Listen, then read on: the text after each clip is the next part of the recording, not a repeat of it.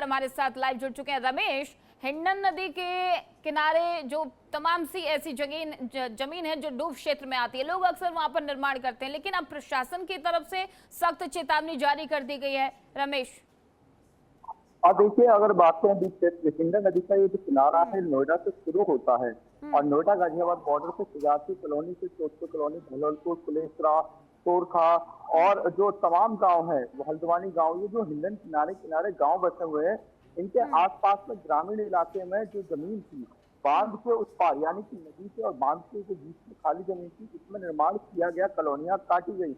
इन कॉलोनियों में सस्ते रेटों में लोगों को प्लॉट बेचे गए। ऐसे में प्रशासन की तरफ से निर्देशित किया गया है कि भविष्य में अगर किसी भी प्रकार की यहाँ पे हानि होती है, यानी कि बाढ़ आती है या कोई और आपदा होती है, तो यहाँ पे प्रशासन किसी भी प्रकार का मुआवजा देने के लिए जिम्मेदार नहीं होगा। और इसके साथ साथ आने वाले भविष्य में यहाँ पे जिला प्रशासन कभी भी कार्रवाई कर सकती है और जो अवैध निर्माण है इसे हटा सकती है। तो ऐसे में अगर बात करें तो लाखों परिवार इससे प्रभावित हो जाएंगे, तकरीबन कई लाख की संख्या में। और यहाँ पे घर है नोएडा के जो सेक्टर 63 से शुरू होता है ये हिंडन किनारे किनारे और लगभग ग्रेटर नोएडा तक, कुलेसरा गांव के पार भी जाते हैं। ग्रेटर नोएडा के दोनों तरफ, नदी के इस तरफ और नदी के उस तरफ, दोनों तरफ लगभग लाखों के परिवार बसे हुए हैं। और यहाँ की अगर बात करें, यहाँ की जो स्थिति है वो स्थिति ये है कि यहाँ पे जमीन थोड़े सस्ते रेटों पे मिल जाती है, क्योंकि नोएडा के अंदर सभी लोग सपने लेकर आते हैं अपना आशियाना बसाने के।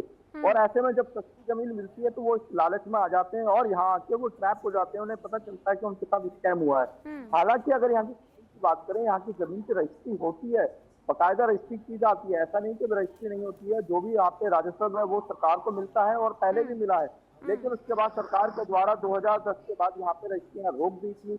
और साथ ही साथ जो बिजली कनेक्शन हुए थे जो 2010 से पहले, उन कनेक्शन के बाद किसी को भी नया कनेक्शन यहाँ नहीं दिया जा रहा है। ऐसे में यहाँ पे बिजली चोरी की भी बहुत घटनाएं सामने आती हैं और उसको लेकर भी बिजली विभाग की तरफ से भी कार्रवाई की जाती है। तो ऐसे में जिला प्रशासन की ओर से एडवाइजरी जारी करके कहा गया, अगर किसी भी प्रकार की यहाँ पे क्षति होती है या बाढ़ आती है, कोई हानि होती है, घर टूटता है, तो हम किसी भी प्रकार का मुआवजा देने के पक्ष में नहीं है। सरकार किसी भी प्रकार का मुआवजा नहीं देगी, क्योंकि डूब क्षेत्र आता है, यहाँ पे किसी भी प्रकार का निर्माण कार्य कोई भी अथॉरिटी नहीं करवाती है, चाहे वो नोएडा अथॉरिटी हो। बिल्कुल रमेश, लेकिन ऐसे में सवाल ये खड़ा हो रहा है कि जो हिंडन नदी के आसपास के क्षेत्र हैं जहां पर हजारों लोग रहते हैं, किसी ने कॉलोनी खरीदी है, किसी को कॉलोनी दी गई है, ऐसे में 2010 से पहले तो रजिस्ट्रियां होती थी ना, तो ये सवाल उठ रहा है कि सरकार को, प्रशासन को इतने देर बाद पता चला कि ये क्षेत्र डूब क्षेत्र है, यहाँ पर अब रजिस्ट्रियां रोक दी जानी चाहिए, लेकिन जो पहले से रह रहे हैं उनका क्या होगा? उनका भविष्य तो अधजर में है ना, उनको लाइट मिल पा रही है। अब उनको अवैध क्षेत्र बोल दिया जा रहा है कि वो अगर वहां पर इस तरीका का निर्माण होता है तो वह अवैध होगा, सख्त कार्रवाई भी होगी, यानी कि वो हजारों लोग कहाँ जाएंगे अब? देखिए आर्य, अगर बात करें ऐसे डूब क्षेत्रों में होता क्या है कि जो विशेष तौर पर जो ग्रामीण इलाकों से लोग आते हैं, जहाँ पे मजदूरी करते हैं, वही लोग वहाँ पे रहने जाते हैं। वो अपने सपना देखते हैं आके आने का, और उन्हें कम दामों में जो वहाँ के डीलर्स थे उनके द्वारा उन्हें स्कैम किया गया, ट्रैप किया गया और वहाँ पे उनको जमीन बेची गई। लेकिन हालांकि जो जमीन बेची गई उसकी ऑथेंटिकेशन आदमी कैसे करेगा? ऑथेंटिकेशन रजिस्ट्री से करेगा। जब रजिस्ट्री हुई, पेपर वर्क हुए, वहाँ पे बिजली कनेक्शन मिला, तभी लोगों ने वहाँ पे बसना शुरू करा और धीरे धीरे ये बस्ती बहुत बड़े रूप में फैल गई। अगर बात करें यहाँ विकास की, विकास के नाम पे यहाँ पे विधायक निधि और सांसद निधि से ही रास्तों का निर्माण होता है। इसके अलावा यहाँ किसी प्रकार का कोई निर्माण नहीं होता, कोई अथॉरिटी निर्माण नहीं करवाती है।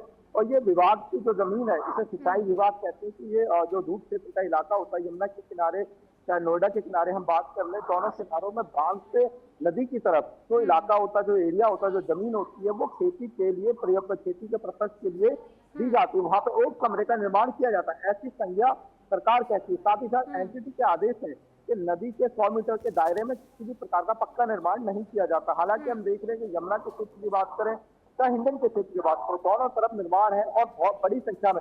जब ये निर्माण हुआ उस समय जो प्रशासन है, जिला प्रशासन है, नोएडा का प्रशासन है, ग्रेटर नोएडा का प्रशासन है, इनकी तरफ से अनदेखी की गई। उस समय किसी ने इनको रोका नहीं, कोई कार्रवाई नहीं की। अगर उस समय बिल्डरों पर कार्रवाई होती तो और बड़े बड़े बोर्डो लगा के, बोर्ड पे साइन बोर्ड लगा के यहाँ पे सूचित किया जाता है कि यह जमीन अवैध है, यहाँ पे किसी भी प्रकार का निर्माण ना किया जाए।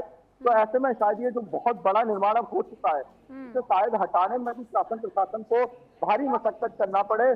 तो ऐसे में लाखों परिवार जो बेघर हो जाएंगे, उनकी जो आज की स्थिति है वो नहीं होती।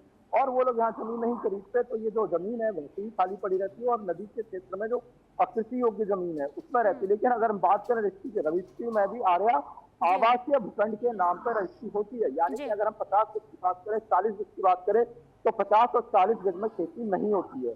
50 और 40 गज में कुल जो रहने के लिए आवासीय भूखंड होता है उसी में ही रजिस्ट्री हुई है। ऐसे में बड़े जो सवाल है वो सरकार के साथ साथ शासन पे है, जो उस समय शासन व्यवस्था रही, जो यहाँ के अधिकारी रहे, उनके द्वारा अगर उसी समय सख्ती की जाती, इतनी बड़ी कॉलोनी है, बसती नहीं, और जब कॉलोनी बस गई है तो अब इसको उजाड़ने में सरकार को काफी मशक्कत करना पड़ेगा। बिल्कुल रमेश, और ऐसे में सवाल लगातार ये खड़ा होता है कि जब बिल्डर्स कॉलोनियां काट रहे थे, जब लोगों को जमीनें दी जा रही थी, घर बनाया जा रहा था प्रशासन के नाक के नीचे, तो प्रशासन क्या कर रहा था? अब कार्रवाई करने की बात कही जा रही है, लाखों परिवार जो हैं वो उनका भविष्य खतरे में है। बहुत बहुत धन्यवाद रमेश तमाम सारी जानकारी देने के लिए। फिलहाल रुकेंगे एक छोटे से ब्रेक के लिए, जल्द होंगे यहाँ से, देखते रहिए चैनल न्यूज।